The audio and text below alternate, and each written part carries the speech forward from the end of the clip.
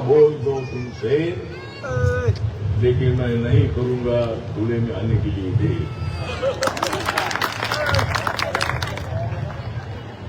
मेरे सामने बहुत ही सवाल है ढेर, मेरे सामने सवाल है ढेर, इसलिए मैं शेर सुनाकर आपको नहीं करूंगा बोझ। आता आम्ही राहिलो नाही पुढे, आता आम्ही राहिलो नाही पुढे, म्हणून माझ्या पाठीत उभी आहे नंदुरबार आणि धुळे।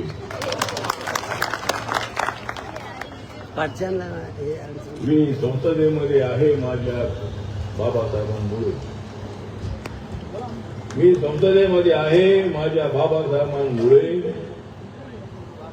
म्हणूनच आमच्या कपाळावर तुम्हाला दिसत आहे निळे पुढे।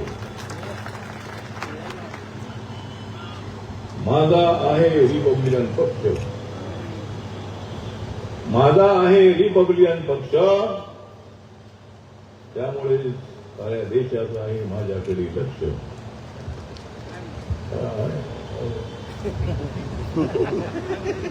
मी आता झालो आहे दक्ष, मी आता झालो आहे दक्ष,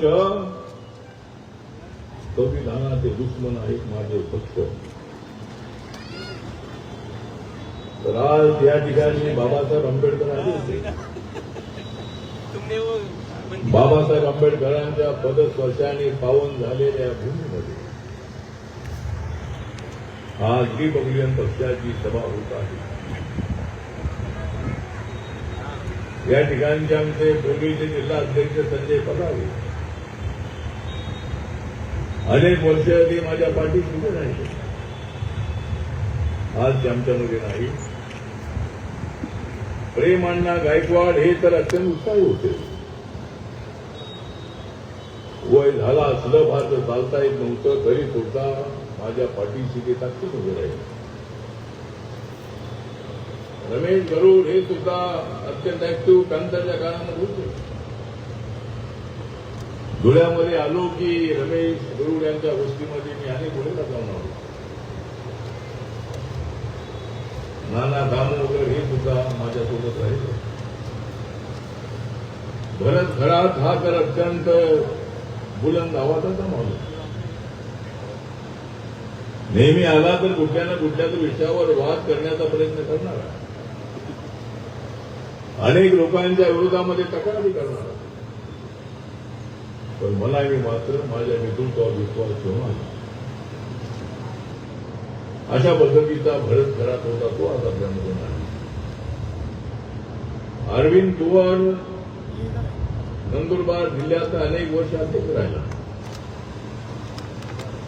पूर्वी धुळे जिल्ह्यामध्ये नंदुरबार आणि सगळे तालुके विचारावर,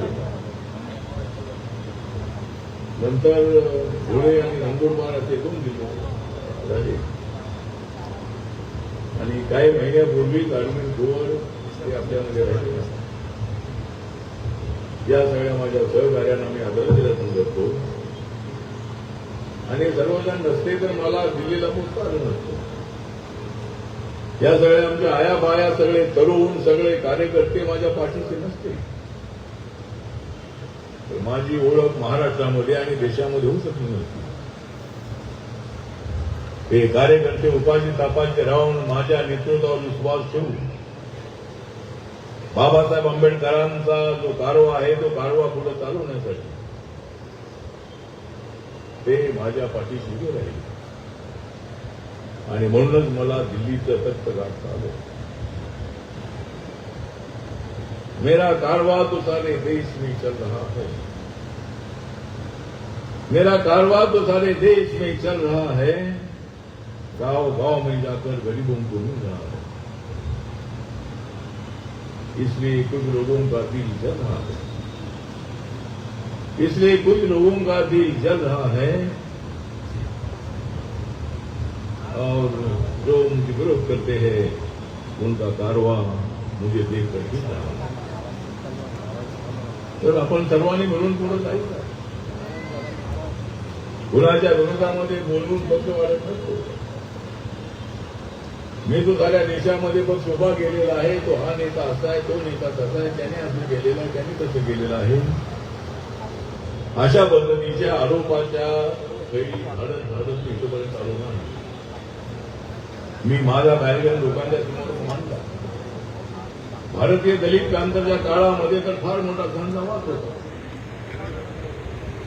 हा जो आमचा पॅन्थर होता, पॅन्थर कोणावर अन्याय करत नव्हता, पण जर कोणी अन्याय केला तर त्याला फाडण्याची ताकद त्याच्यामध्ये होती. पण फाडणं हे बाबासाहेबांच्या तत्वज्ञानात बसणार.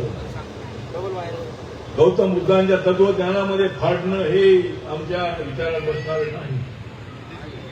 फाडायचं असेल तर आम्ही टराटरा फाडून टाकू शकतो, पण आम्हाला फाडणं बाबासाहेबांनी शिकवलं नाही.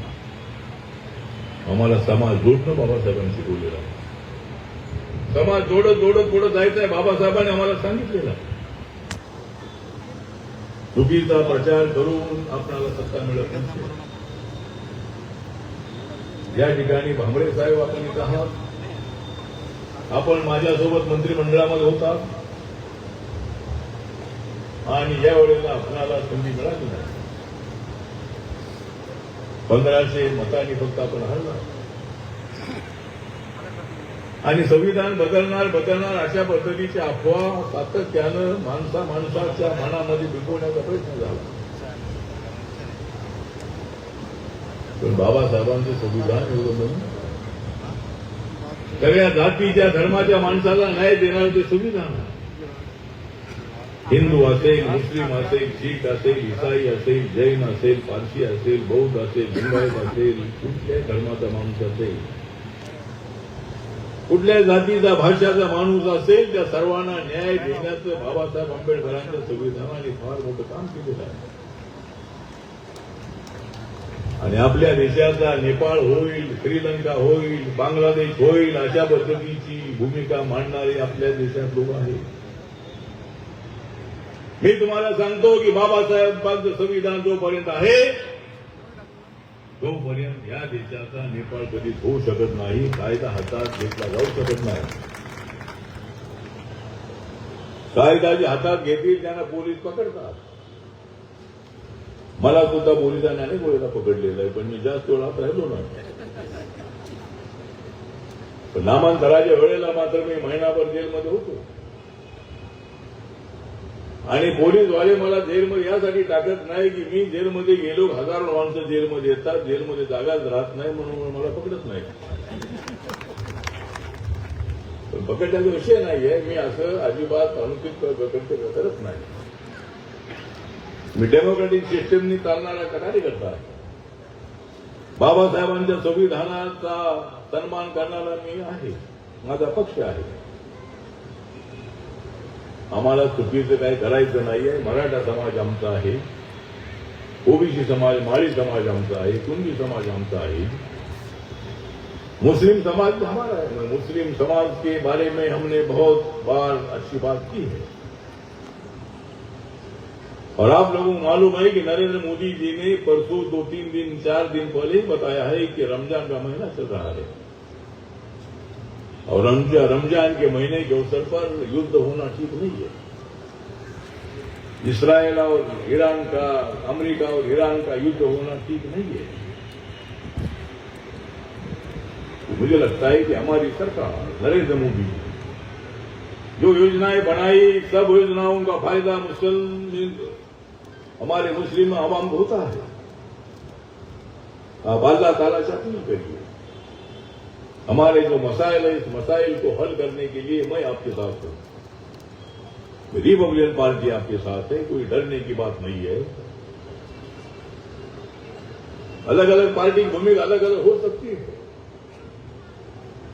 लेकिन मेरी पार्टी का माइनॉरिटी विंग है. महाराष्ट्र में, ऑल इंडिया में, हर जिले जिले में माइनॉरिटी की विंग हमारी काम करती है.